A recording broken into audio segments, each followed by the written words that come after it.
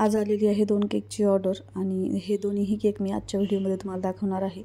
खूप सोप्या पद्धतीने बनवलेले आहेत। ही ऑर्डर आहे मिकी माऊस केकची आणि एका मुलासाठी केक बनवायचा असल्यामुळे थोडासा ब्लू शेड द्यावा असं वाटलं, म्हणून खालच्या बाजूला मी ब्लू कलरची व्हिपिंग क्रीम अशा पद्धतीने लावून घेतलेली आहे। त्यामुळे ब्लू आणि व्हाईट कॉम्बिनेशन असं केकचं झालेलं आहे। वरच्या बाजूला फिनिशिंग झाल्यानंतर स्क्रॅपर घ्यायचा आहे आणि स्क्रॅपरच्या सहाय्याने खालच्या बाजूला लाईन काढून घ्यायची आहेत, जेणेकरून ह्या लाईन खूप छान दिसतात। त्यामुळे मी शक्यतो करत असते अशा पद्धतीने। त्यानंतर कोणत्याही प्रकारचं नोझल घ्यायचं आहे आणि दोन्ही बाजूला बॉर्डर काढायची आहे, खालच्या बाजूला आणि वरच्या बाजूला सुद्धा। इथे मी व्हाईट बॉर्डरच काढत आहे, कारण की ब्ल्यू आणि व्हाईट असं छान दिसतं कॉम्बिनेशन, म्हणून ब्ल्यू कलरचीच व्हिपिंग क्रीम घेतलेली आहे आणि वरच्या बाजूला सुद्धा तीच व्हिपिंग क्रीम घेऊन तशीच बॉर्डर सेम टू सेम काढलेली आहे। त्यानंतर हा मिकी माऊस आहे, मी प्रिंट करून आणला होता आणि तो कट केलेला आहे आणि अशा पद्धतीने ते लावलं आहे। त्यानंतर हॅपी बर्थडेचा टॅग लावलेला आहे आणि आता आपल्याला नाव टाकायचं आहे। त्या मुलाचं नाव ईशान आहे, तर अशा पद्धतीने चॉकलेट मेल्ट करून मी हे नाव टाकलेलं आहे।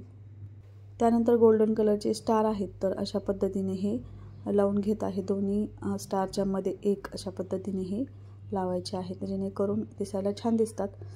त्यानंतर वरच्या बाजूला सुद्धा आपल्याला लावायचे आहेत, थोडी थोडी जागा रिकामी आहे तिथे अशा पद्धतीने हे लावून द्यायचे आहेत। खूप छान दिसतंय केक आपला, अगदी सिंपल आणि करायला सोपा आणि दिसायला सुद्धा सुंदर। त्यानंतर दुसरा जो केक आहे तो पिंक कलरमध्ये करायचा आहे। तुम्ही हा केक मुलीसाठी करू शकता किंवा एखाद्या लेडीजसाठी सुद्धा करू शकता आणि हा सुद्धा खूप सोपा आहे। इथे मी पिंक कलरची व्हिपिंग क्रीम तयार करून घेतलेली आहे आणि स्टार नोझलमध्ये टाकली छोट्याशा। आता याने आपल्याला डिझाईन काढून घ्यायची आहे, अगदी छोटी छोटी फुलं काढायची आहेत अशा पद्धतीने।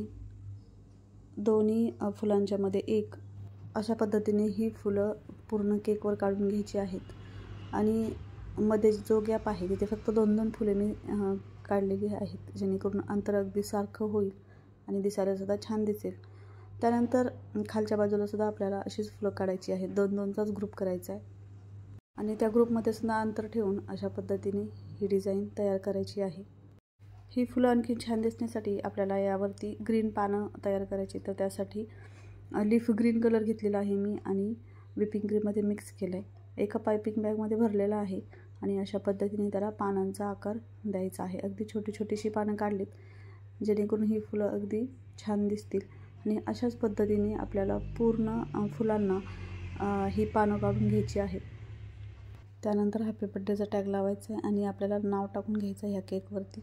लक्ष्मी मॅडम असं हे नाव आहे आणि अशा पद्धतीने ते एका पायपिंग बॅगमध्ये चॉकलेट भरून मी हे नाव तयार करून घेतलेलं आहे।